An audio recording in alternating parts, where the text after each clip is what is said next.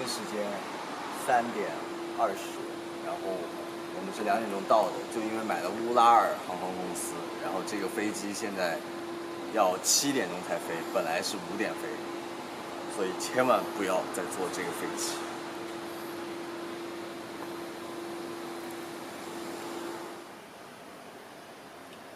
这个乌拉尔航空公司是一家俄航，我们是第一次坐俄航，然后果然没有让我们失望。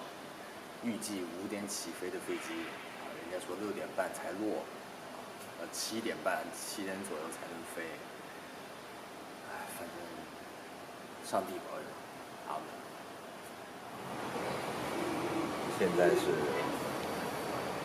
快6点，从天黑等到天亮。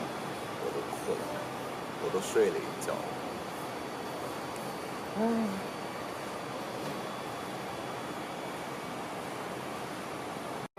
总算登机，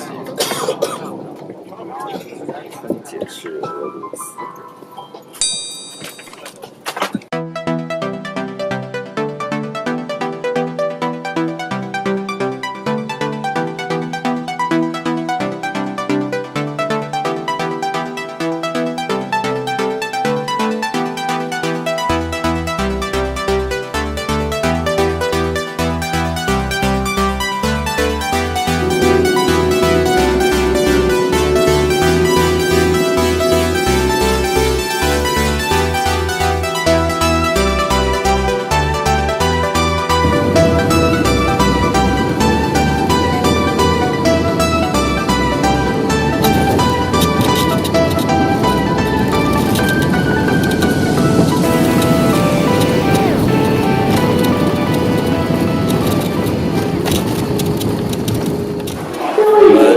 到了苏万那普，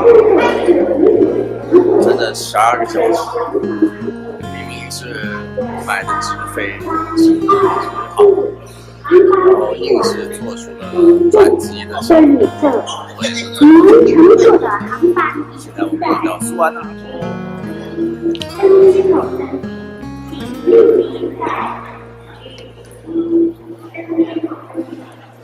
可以看到有华为的广告，华为的英文广告。